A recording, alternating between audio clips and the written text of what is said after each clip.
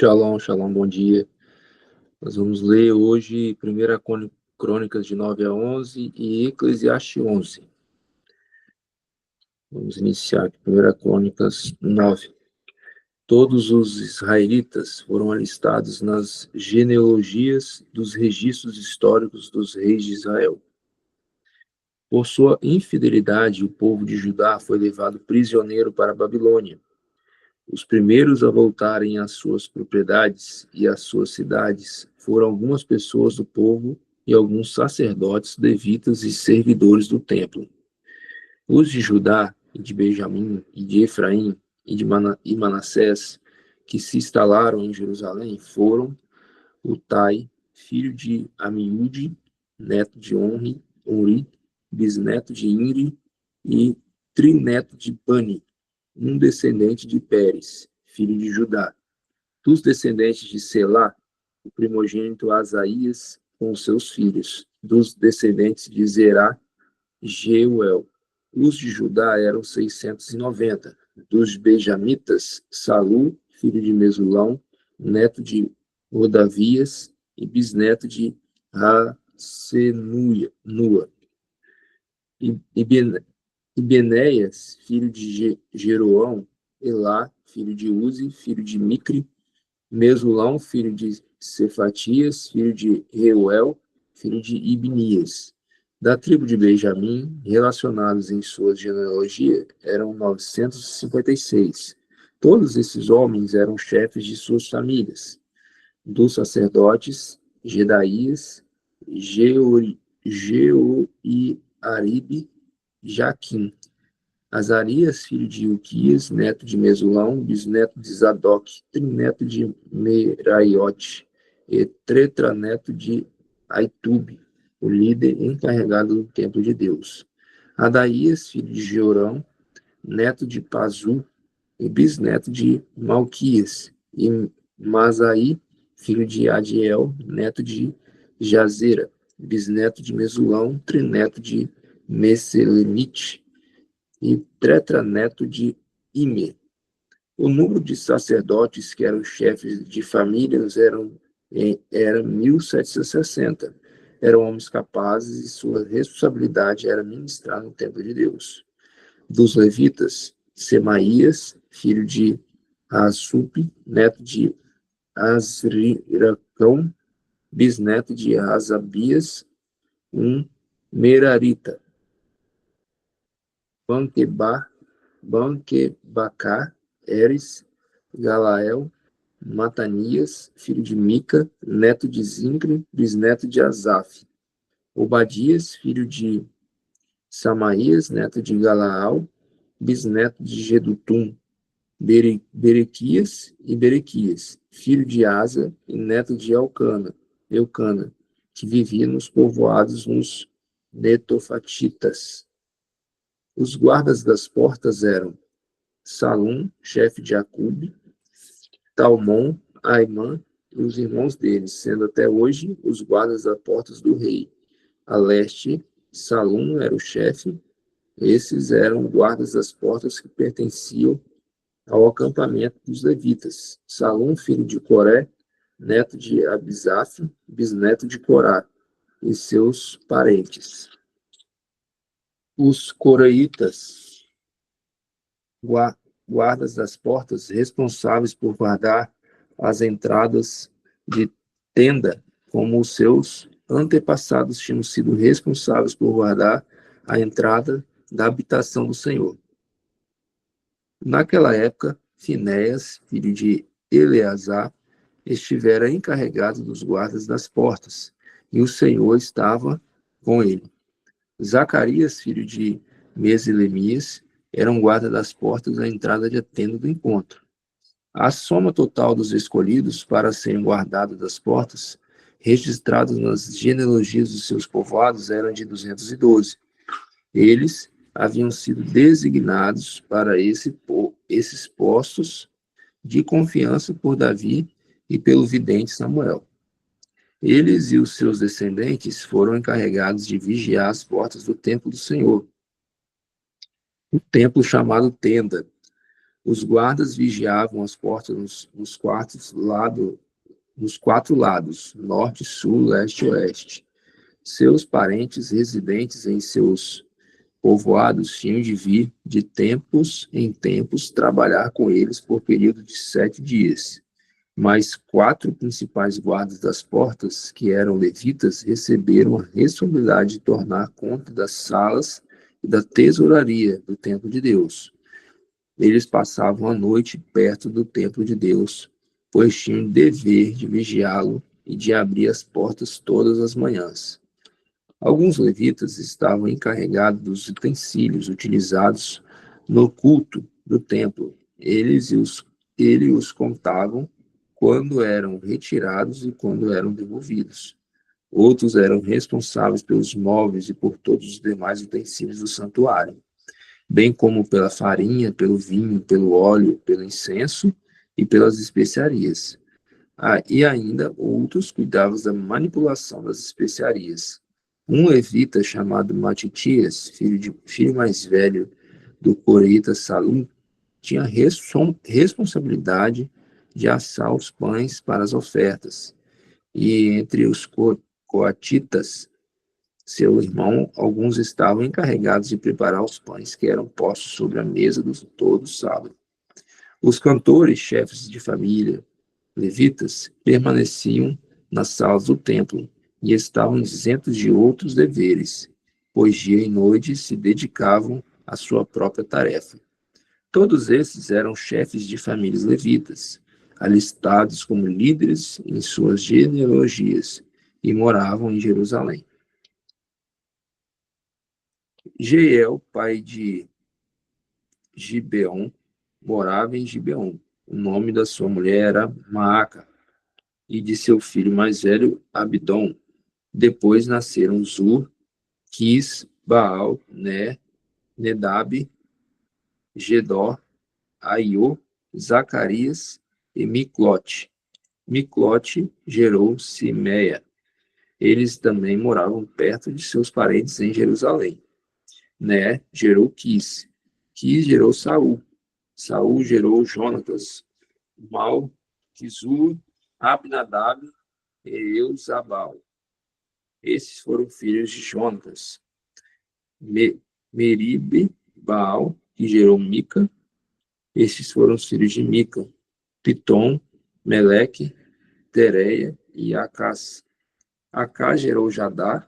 Jadá gerou Alemete, Asmavete e Zimri. Zimri gerou Moza. Moza gerou Binéia, cujo filho foi Refaías, e filho destes foi Eleasa, pai de Azel. Azel teve 6 filhos, e o nome deles foram Azricão, Bocru, Ismael, Searias, Obadias e Anã. Esses foram os filhos de Azel. E aconteceu que, em combate com os filisteus, os israelitas foram postos em fuga, e muitos caíram mortos no monte de Gilboa. Os filisteus perseguiram Saul e seus filhos e mataram Jonatas, Abinadab, Malquizua, filhos de Saul. O combate foi ficando cada vez mais violento em torno de Saul, até que os flecheiros o alcançaram e feriram gravemente. Então Saul ordenou ao seu escudeiro: tire a sua espada e mata-me, senão sofrerei a vergonha de cair nas mãos desses incircuncisos. Mas o seu escudeiro estava apavorado e não quis fazê-lo. Saul então apanhou a própria espada e jogou-a sobre ela. Quando o escudeiro viu que Saul estava morto, jogou-se também sobre a sua espada e morreu. Dessa maneira, Saul e seus 3 filhos morreram, e assim toda a descendência real. Quando os israelitas que habitavam no vale viram que o exército tinha fugido e que Saul e seus filhos estavam mortos, fugiram abandonando suas cidades. Depois os filisteus foram ocupá-las. No dia seguinte, quando os filisteus foram saquear os mortos, encontraram Saul e seus filhos caídos no monte Gilboa. Cortaram a cabeça de Saul pegaram suas armas e enviaram mensageiro de toda a terra dos filisteus, proclamando a notícia entre seus ídolos e seu povo. Expuseram suas armas num dos templos de seus deuses e penduraram sua cabeça no templo de Dagon. Quando os habitantes de Jabes de Gileade ficaram sabendo que os filisteus haviam feito com Saul, os mais corajosos dentre eles foram e apanharam os corpos de Saul e de seus filhos e levaram a Jabes. Lá sepultaram seus ossos e sobre a grande árvore e jejuaram por 7 dias. Saul morreu desta forma porque foi infiel ao Senhor, não foi obediente à palavra do Senhor e chegou a consultar um médium em busca de orientação, em vez de consultar o Senhor. Por isso o Senhor o entregou à morte e deu o reino a Davi, filho de Jessé. Todo Israel reuniu-se com Davi em Hebrom e disse: somos sangue do sangue. No passado, mesmo quando Saul era rei, eras tu quem liderava Israel em suas batalhas. E o Senhor, o teu Deus, te disse: você pastoreará Israel. O meu povo será o seu governante. Então todas as autoridades de Israel foram ao encontro de Davi em Hebrom, onde este fez um acordo com eles perante o Senhor. E ali ungiram Davi rei de Israel, conforme o Senhor havia anunciado por meio de Samuel. Davi, todos os israelitas marcharam perante Jerusalém, que é Jebus. Os jebuseus habitantes da cidade disseram a Davi: você não entrará aqui. No entanto, Davi conquistou a fortaleza de Sião, a cidade de Davi. Naquele dia, Davi disse: o primeiro que atacar os jebuseus se tornará o comandante do exército. Joabe, filho de Zeruia, foi o primeiro e por isso recebeu o comando do exército. Davi passou a morar na fortaleza e por isso ela foi chamada de Cidade de Davi. Ele reconstruiu a cidade ao redor da fortaleza, desde o Milo até os muros ao redor.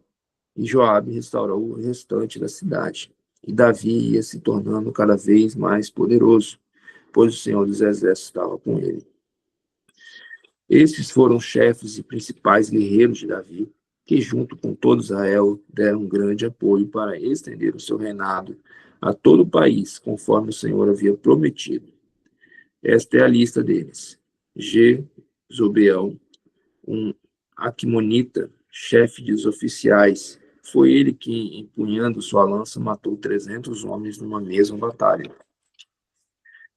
Depois, Eleazar, filho de Dodô, de Aoi, um dos 3 principais guerreiros. Eles estavam com Davi na plantação de cevada de Paz das Min, onde os filisteus se reuniram para a guerra. As tropas israelitas fugiram dos filisteus, mas eles mantiveram sua posição no meio da plantação. Eles os defenderam e feriram os filisteus, e o Senhor lhe deu uma grande vitória. Quando um grupo de filisteus estavam acampando no vale de Refaim, 3 chefes do batalhão dos 30 foram encontrar Davi na rocha que há perto da caverna de Adulão. Estando Davi nessa fortaleza e o destacamento filisteu em Belém, Davi expressou seu desejo: quem me dera que me trouxesse água da cisterna que fica junto à porta de Belém. Então, aqueles 3 infiltraram-se no acampamento filisteu, tiraram água daquela cisterna e trouxeram-na a Davi. Mas ele recusou bebê-la. Em vez disso, derramou como uma oferta ao Senhor. Longe de mim fazer isso, ó meu Deus, disse Davi.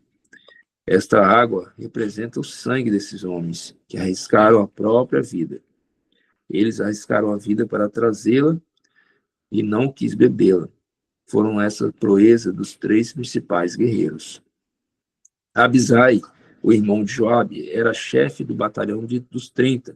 Com sua lança, enfrentou 300 homens e matou-os, tornando-se famoso como os 3. Foi honrado 2 vezes mais do que o batalhão dos 30 e tornou-se chefe deles, mas nunca igualou-se aos 3 principais guerreiros. Benaia, filho de Joiada, era um corajoso soldado de Cabzel e realizou grandes feitos. Matou 2 dos melhores guerreiros de Moabe num dia de neve. Desceu ao fundo de uma cova e matou um leão. Também matou um egípcio de 2,25 metros de altura.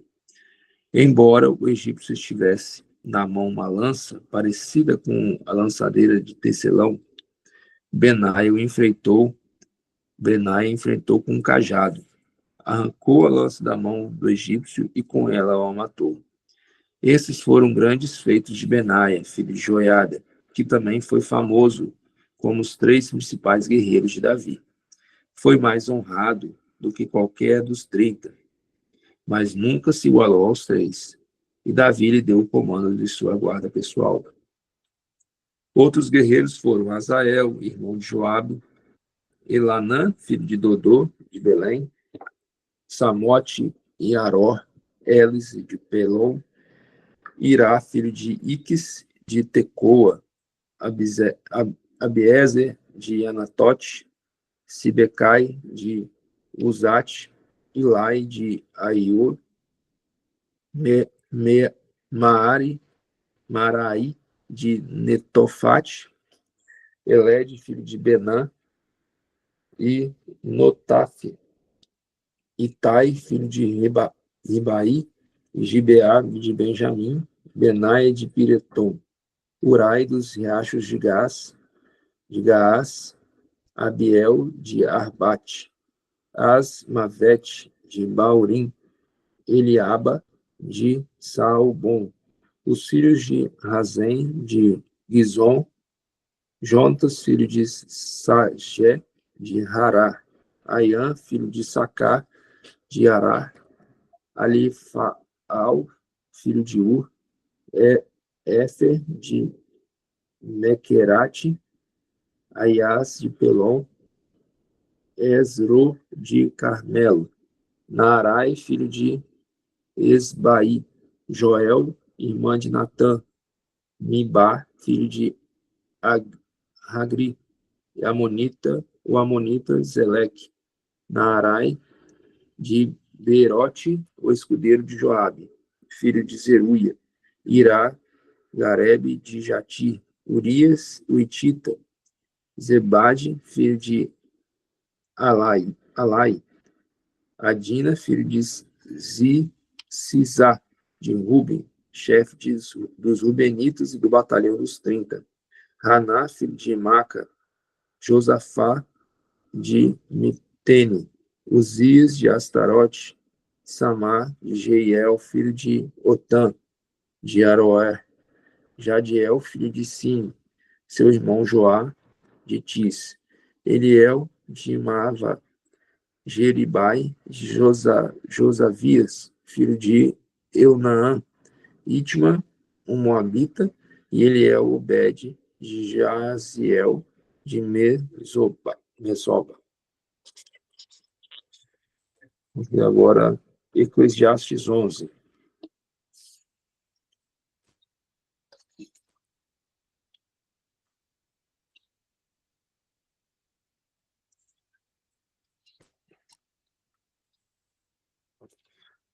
Eclesiastes 11.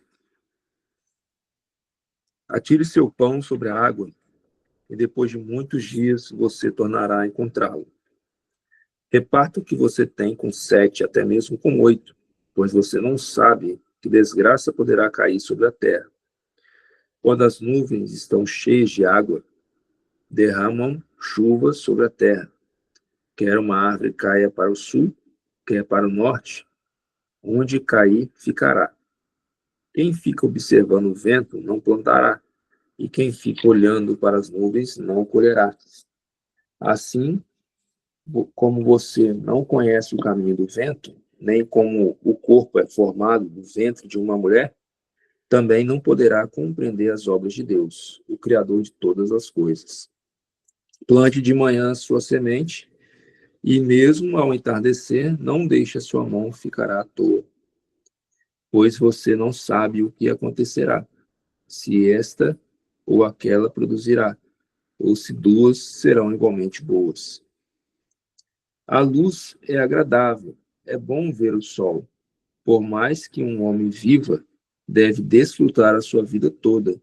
E lembre-se, porém, dos dias de trevas, pois serão muitos. Tudo o que está para vir não faz sentido. Alegre-se, jovem, na sua mocidade. Seja feliz o seu coração nos dias da sua juventude.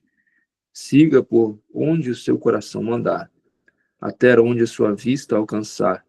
Mas saiba que por todas as coisas Deus trará o julgamento. Afaste do coração a ansiedade e acabe com o sofrimento do seu corpo, pois a juventude e o vigor são passageiros. Amém.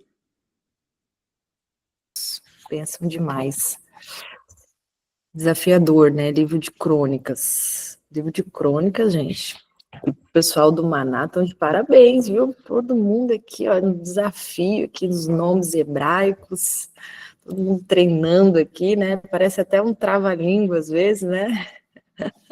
Mas vocês estão indo muito bem. Tá fluindo. Queridos, tem um trecho aqui do livro de crônicas muito tremendo, que eu queria compartilhar aqui com vocês. Vocês observam que o livro de crônicas, ele vai trazendo aqui os registros, né? O livro de crônicas, ele traz aqui para nós vários trechos, né? De acontecimentos, de pontos que a gente já leu na palavra. E a gente vai vendo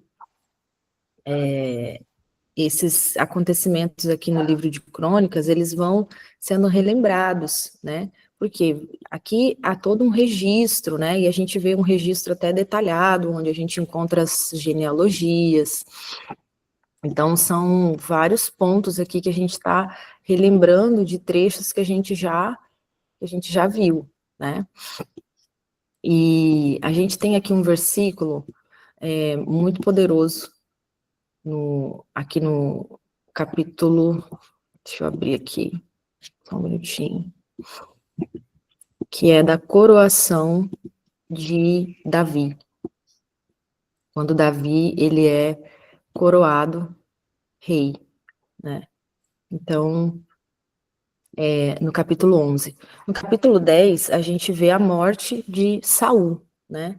E é interessante que a palavra fala que Saul morreu daquela forma por causa da infidelidade dele com o Senhor, por causa da desobediência dele. Interessante isso, né? Porque o texto fala, e Saul morreu daquela forma porque, e aí descreve. E ontem mesmo eu estava conversando com um filho espiritual meu, né? E eu estava falando, às vezes a gente pode abreviar, né? A nossa o findar do nosso tempo aqui pelas nossas decisões erradas. Muitas vezes Deus tem um propósito maior, coisas maiores, mas às vezes por decisões erradas, por escolhas erradas, a gente abrevia. Tem gente que acha, não, eu só vou quando tudo tiver cumprido. Assim, Deus tem um propósito para ti, né? Extraordinário, maravilhoso, mas a gente precisa também, a gente tem a liberdade das nossas escolhas. Nós não somos robôs, né? A gente tem as nossas escolhas e elas vão impactar sim no nosso futuro.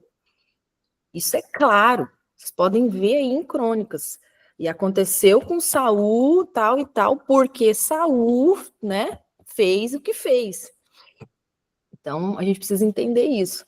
Agora, no capítulo 11, vai falar sobre a coroação de Davi, né? Então, Davi, ele é coroado rei, e tem um versículo aqui que fala, né, se eu não me engano, deixa eu pegar aqui, o versículo certinho,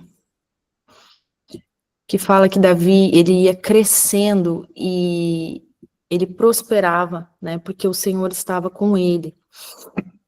Então, a gente vê que logo no início do capítulo 11 vai trazer que todos reconhecem Davi como sangue do seu sangue, né, deles ali. Eles reconhecem né, que Davi é osso e carne deles. E eles lembram das vitórias, né, que Davi, tantas batalhas que Davi enfrentou e venceu. E eles falam a palavra profética ali, naquele momento, eles falam, tu apacentarás o meu povo de Israel. Então, a gente vê que Davi, ele conquista, né, Jerusalém contra os jebuseus, e ele vai estabelecer ali a cidade de Davi, né? Então, essa cidade de Davi, gente, ela, lá em Israel, você consegue visitar. Lá em Jerusalém tem um local, né, que é chamado a cidade de Davi, porque lá você vê as muralhas, você vê ali todo um sítio arqueológico que foi descoberto, e ali é exatamente a cidade de Davi. Ali tem os muros ali onde Davi construiu, e a coisa mais linda que tem, gente. É muito extraordinário a cidade de Davi. É poderoso demais. E Davi se estabelece ali, né? E a palavra vai dizer que Davi, ele ia crescendo, né? Ele ia prosperando, ele ia cada vez ficando mais poderoso. E aqui a gente vê, no texto original, que essa palavra aqui traz o sentido de uma ação contínua, né, progressiva, era um progresso ali que Davi ele ia estabelecendo. A casa de Davi, ela ia sendo cada vez mais fortalecida, né? Por quê? Porque o Senhor dos Exércitos estava com ele. Esse aqui é o ponto, né? Esse é o ponto mais forte desse versículo, mais essencial desse versículo, né? O Senhor não estava apenas ali com ele, acompanhando, mas o Senhor estava ali com a presença dele ativa e capacitava Davi para tudo que ele fazia, né? E a gente vê aqui o cumprimento dessa palavra aqui, né, é literalmente o início do cumprimento de profecias que tinham sido feitas a Davi. Então, olha só, lembra lá em 2 Samuel, né, tem as profecias em relação a Davi, que o Senhor falava assim, ó, estive contigo por onde quer que foste, né? Em Salmos, tem uma passagem que fala assim, achei Davi, meu servo, e a minha mão o sustentará. Em 1 Reis, a gente já leu, o trono de Davi será estabelecido perante o Senhor para sempre. Né? Então, várias palavras de profecias que Davi tinha recebido, nesse momento elas estavam ali se cumprindo, era o início daquilo que ele tinha recebido que estava se cumprindo. Né? Davi estava sendo estabelecido ali como rei. Interessante, queridos, que Davi foi ungido 3 vezes antes de se tornar rei. Olha só. Né? Então, muitas vezes a gente recebe uma palavra profética e a gente quer que ela aconteça amanhã, né? A gente fica naquela expectativa ali, só que todo esse processo de Davi, até ele chegar aí nesse ponto onde a gente vê que agora sim ele está se tornando rei de Israel, gente, ele passou por muita coisa. Ele foi muito forjado, ele teve muitas batalhas. Ele foi forjado no caráter, ele foi testado no caráter dele. Ele teve que ser muito resiliente, ele teve muita guerra, ele teve muito leão, muito gigante para poder matar. Né? Em vários aspectos, tanto os gigantes externos quanto interno. Né? Então, ele teve a oportunidade de matar Saul, que era o maior perseguidor dele, e ele não matou porque ele reconhecia a unção do Senhor ali sobre a vida de Saul. Então, isso aqui foi um teste de caráter muito forte na vida de Davi. As pessoas ali ao redor dele falavam, vai, mata ele, é a tua oportunidade, o Senhor te entregou na tua mão. E ele ali, honrando os princípios, né? Gente, princípios são a base que estabelece o reino de Deus. Então, Davi, ele passa por toda uma situação antes de ser estabelecido rei. Né? E a gente precisa entender isso, porque nós temos um crescimento, né, para a gente desbravar. E esse crescimento no reino, ele é progressivo, né? É de dia em dia, de batalha em batalha, de vitória em vitória, de glória em glória.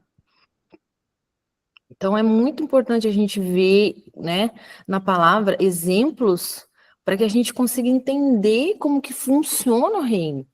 E muitas vezes a nossa ansiedade, ela nos desanima, porque você quer as coisas para amanhã, você quer as coisas para ontem, e não é assim que funciona. Davi, que era um homem segundo o coração de Deus, ele foi experimentado, ele passou pelas guerras, ele passou pelas batalhas. A gente olha, né, e a gente vê Davi que carrega um legado no seu nome até os dias de hoje, e isso é algo extremamente profético, né? E será assim até a consumação dos séculos, porque o Senhor estabeleceu assim, né? Esse homem, ele foi muito testado e provado e aprovado, né? Então é assim, a gente tem uma jornada para desbravar. Entenda que o crescimento, nosso crescimento não é um crescimento automático, mas ele depende da presença de Deus. A gente vê aqui nesse trecho, eu estou querendo mudar minha tela aqui para pegar o versículo certinho, mas eu estou com receio de eu mudar a tela e a internet oscilar. Mas daqui a pouco eu pego para vocês o versículo certinho. Nesse versículo vai dizer que ele ia crescendo, ele ia se tornando poderoso, e aqui está num termo que nos traz, né, a ideia, o conceito de continuidade. E aí tem uma vírgula e fala, porque o Senhor estava com ele. Então, o nosso crescimento, ele não é um crescimento automático, mas ele depende da presença de Deus nas nossas vidas. Então, é Deus quem efetua em nós tanto o querer como o realizar. Onde que está isso? Filipenses 2:13. Pegou isso? É Deus quem vai realizar em nós o querer dele, né? E o efetuar, tá? Então, o nosso processo, ele é gradual. Ele vai se estabelecendo de forma progressiva. E aí você precisa ter paciência no seu processo. É o seu processo. Você precisa ter paciência com ele. Você precisa ter aqui o entendimento que é de glória em glória até o dia perfeito chegar. Cada passo é um avanço. Cada dia, né, é um avanço. Onde seu coração está firmado, onde a presença de Deus está contigo, e a presença de Deus te capacita nesse processo. Por mais doloroso que ele seja, a presença está te capacitando a você passar, e a você romper, e a você vencer. Então lembra, hoje você não vai mais esquecer, a partir de hoje você não vai esquecer isso. Davi foi ungido 3 vezes antes de reinar plenamente. 3 vezes.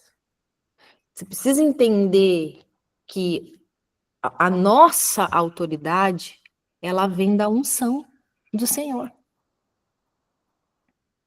Vem da unção dele. A cada etapa aqui, ó, a cada etapa que Davi venceu, ele recebeu uma nova unção.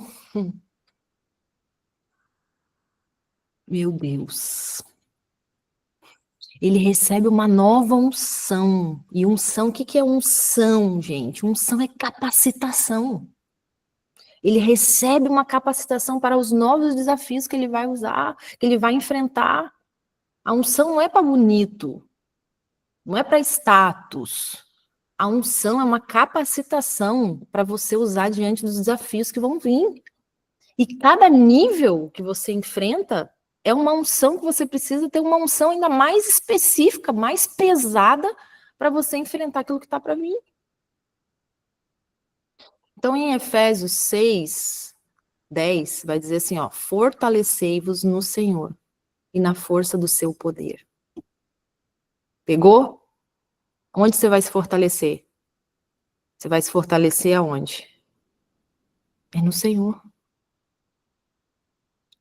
A palavra é clara. Aqui tem o caminho, tem a direção. Aonde você vai se fortalecer? Você vai se fortalecer no Senhor e na força do seu poder. Essa é a receita.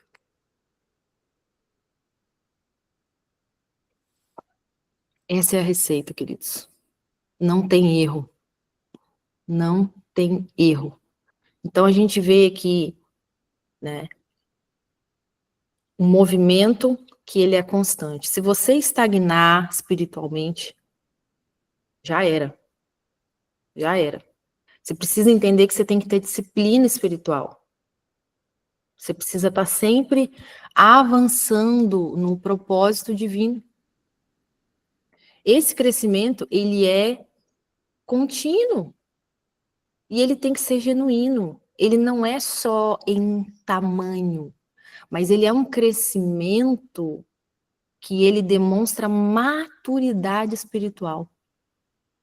Entende? Você vai recebendo uma influência expandida para a glória de Deus nesse processo, nessa jornada. Então, Deus, ele não estava só observando Davi, né?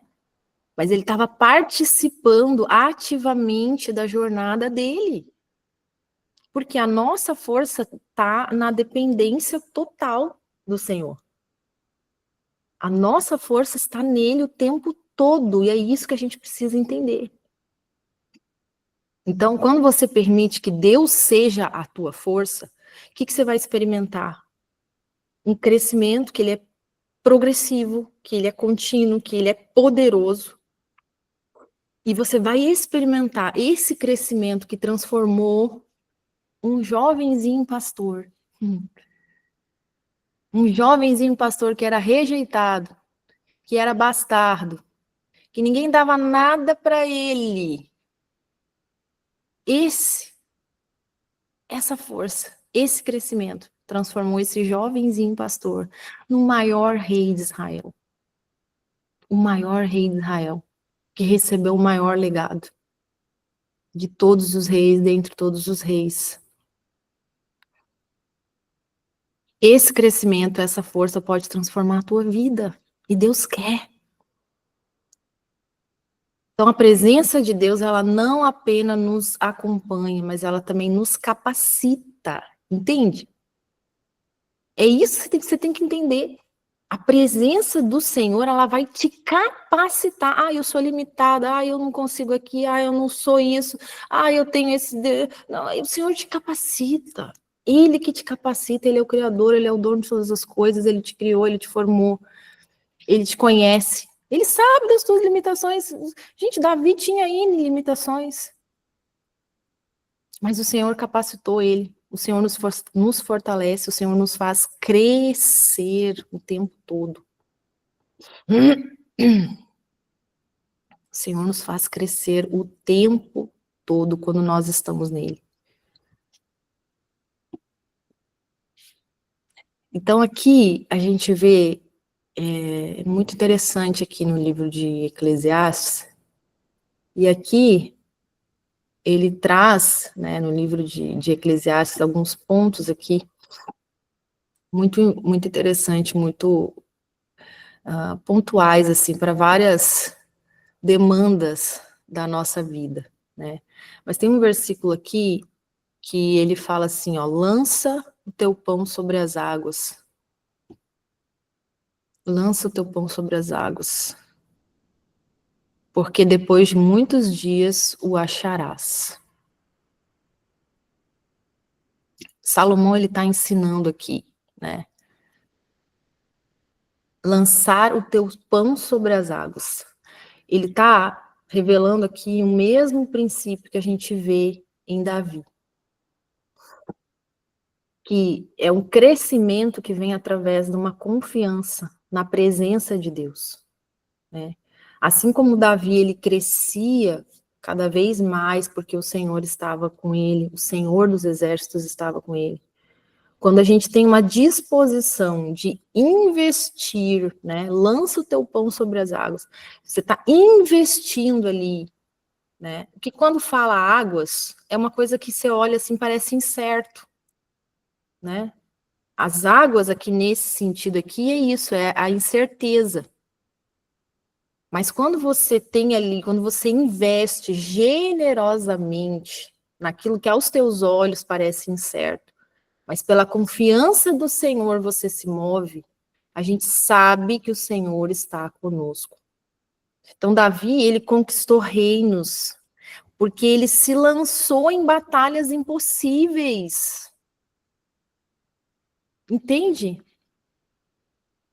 Ele se lançou em batalhas que para os outros eram impossíveis, tanto é que os outros tinham medo, tinham pavor, mas a visão de Davi era diferente.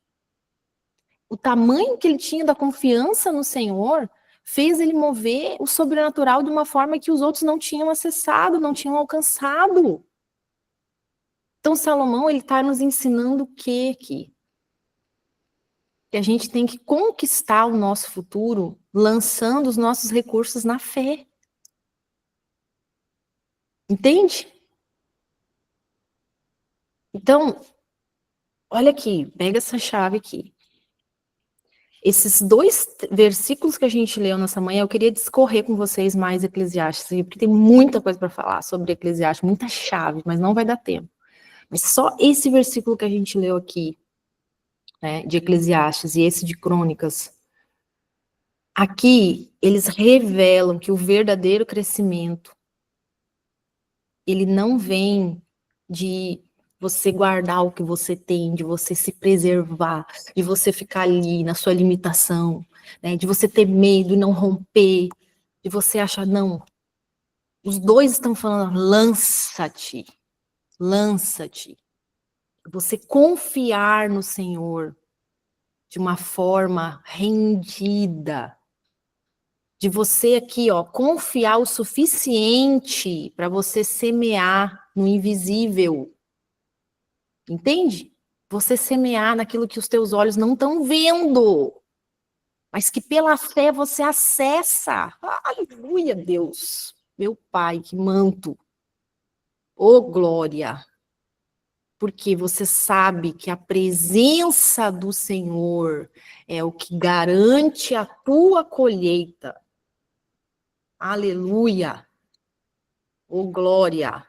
Vocês pegaram, gente? Alguém me faz um sinal aí. Valdir, faz um sinal aí para mim, querido. É manto ou não é?